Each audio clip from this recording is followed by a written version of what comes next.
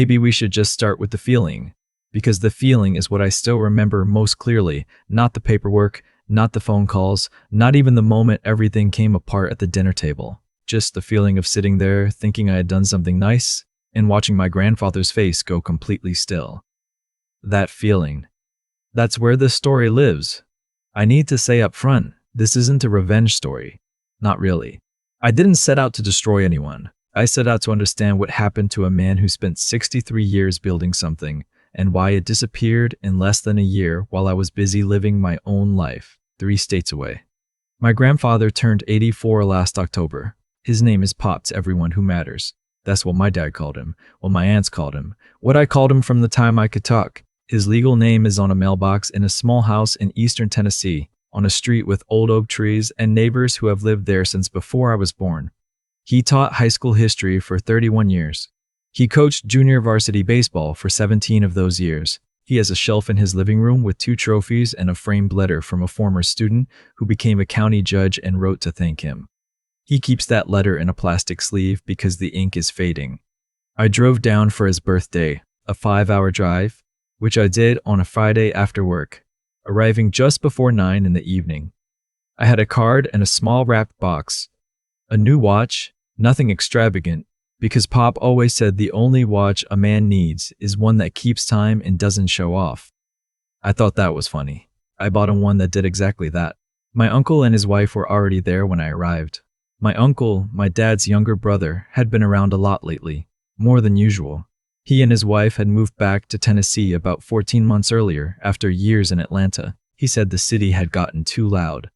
They were renting a place about 20 minutes from Pop's house. We had dinner.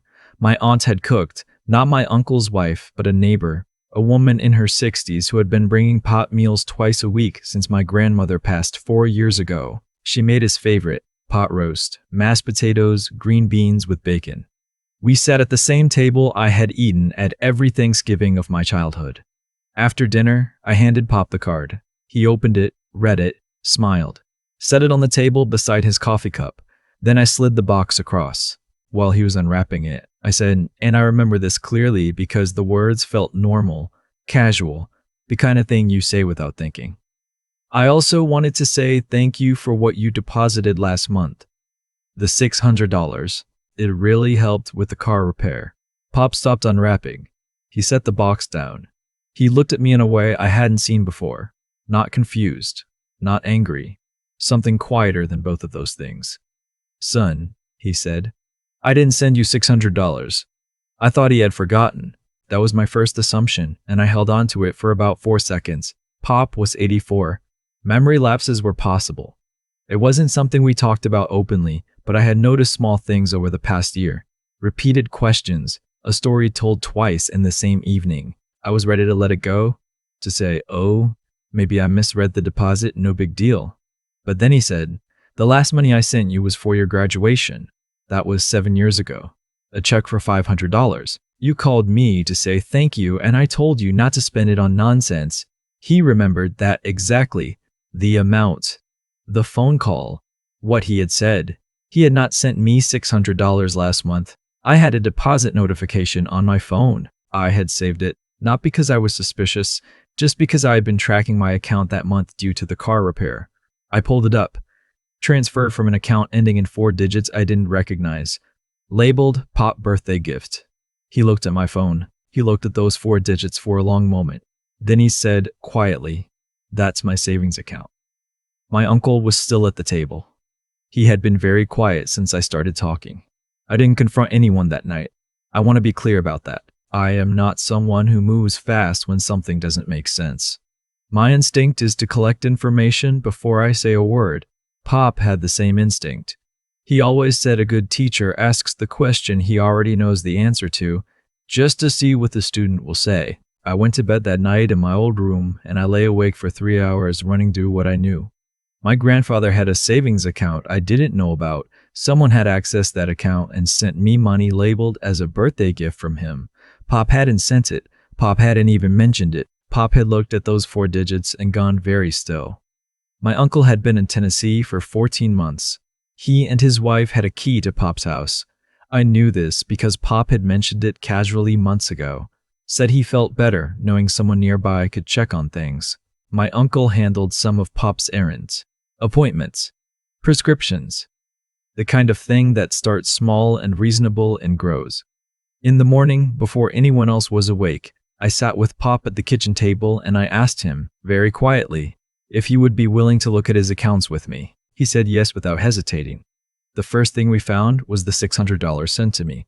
That was the smallest thing. The second thing we found was that the savings account, which Pop had opened 30 years ago, adding to it consistently, describing it once as the account your grandmother and I built so neither of us would ever be a burden, had gone from $340,000 to $91,000 in 11 months. I watched Pop's face when he saw the number. He didn't say anything for almost a full minute. He picked up his coffee cup. He set it back down without drinking. Then he said, "I need my glasses," and got up, and I could hear him standing in the hallway for a moment before he came back. He wasn't looking for his glasses. He was just standing somewhere quiet. I didn't say anything. I waited. He sat back down and said, "I didn't spend that money." I asked if he had made any large purchases in the past year. A car? Repairs to the house? Anything. He thought carefully and shook his head. New water heater in March, roughly $1,100. That was it.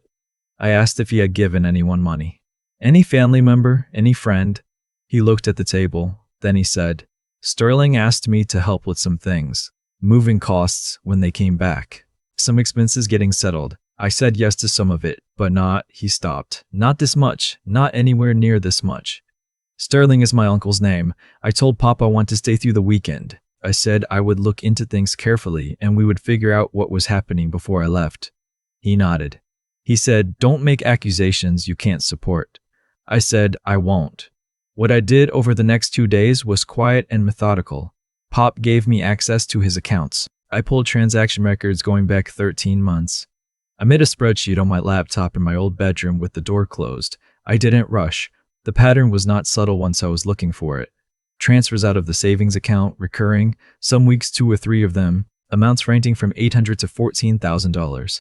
The larger ones corresponded to dates I started mapping against other things: a car registration in Sterling's name, a contract to payment for a kitchen renovation at a rental property Sterling and his wife had purchased 8 months ago. I found the property in public records.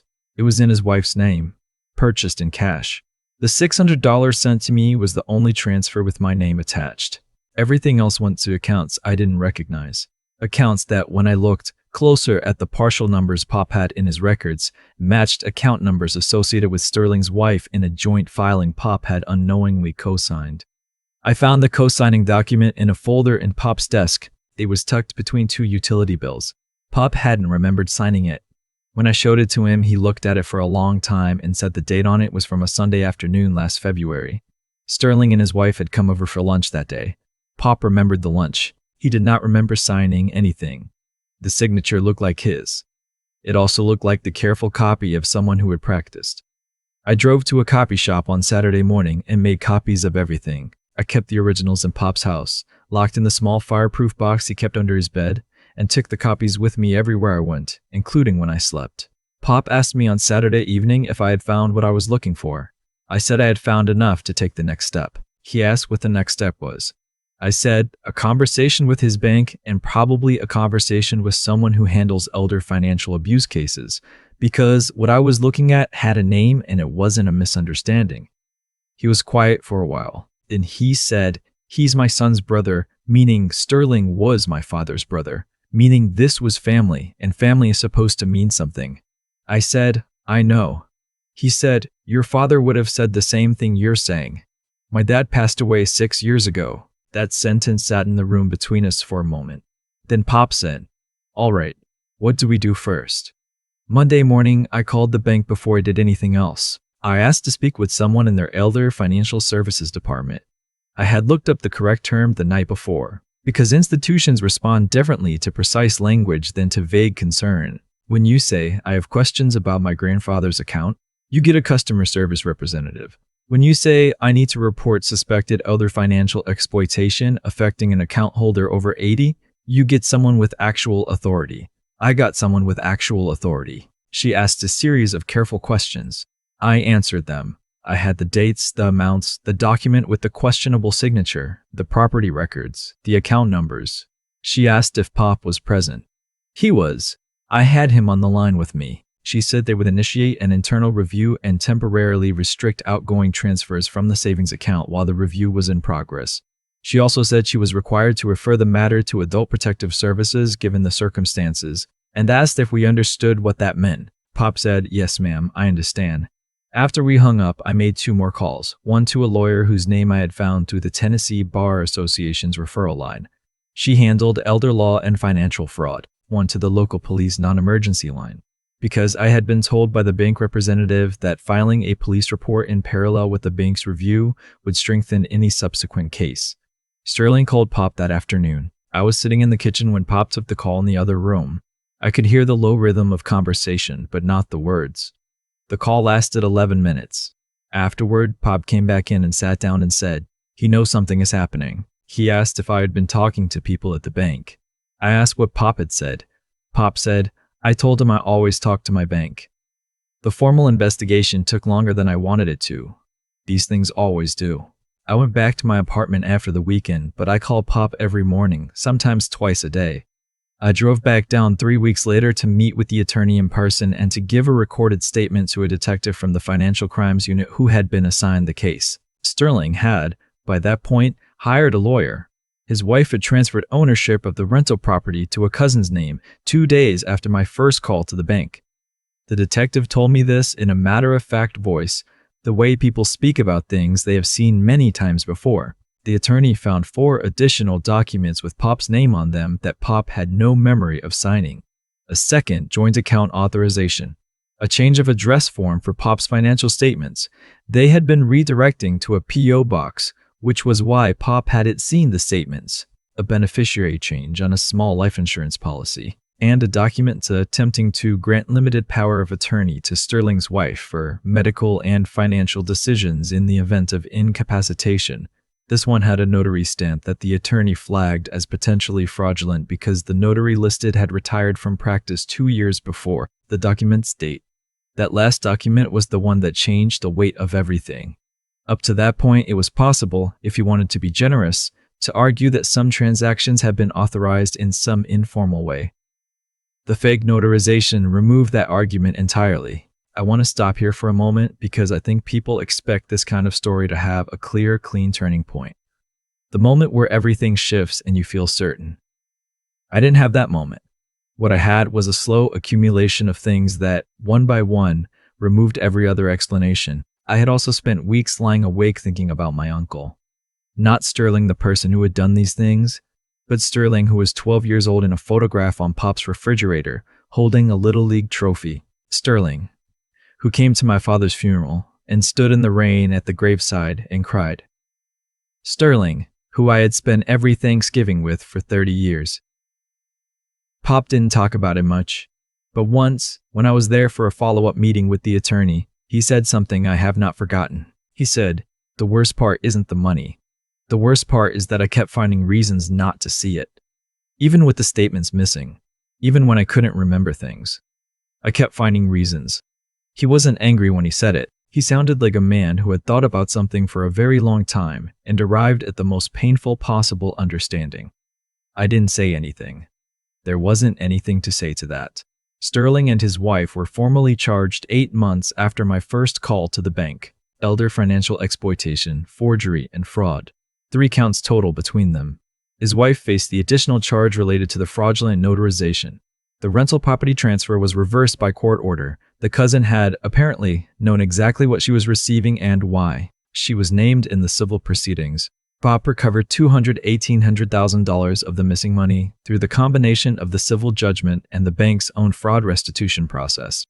The remaining sum, approximately $31,000, was ruled unrecoverable, most of it spent on things that couldn't be unwound. Sterling received a suspended sentence, 2 years probation, mandatory restitution payments, and a permanent financial guardianship restriction that prevents him from serving in any financial or legal capacity for a vulnerable adult. His wife received a short custodial sentence, 90 days in matching probation.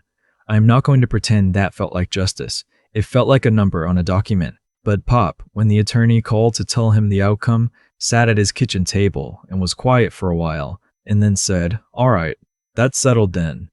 And he sounded, not relieved exactly, but finished, like he had carried something a long way and was able to set it down. Pop still lives in that house on the street with the oak trees.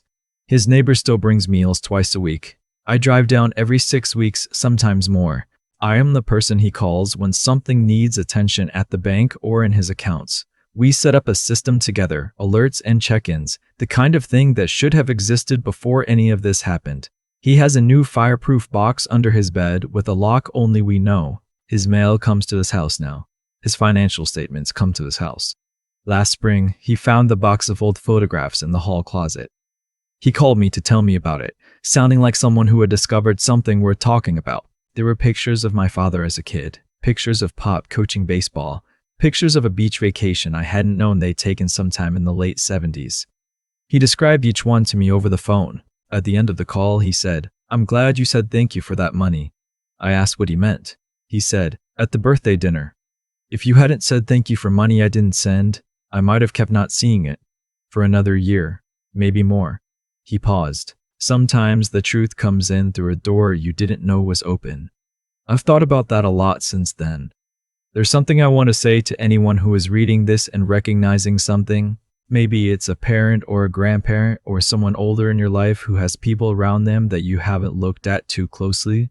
I am not saying you should assume the worst. I'm saying that paying attention is not the same as suspicion.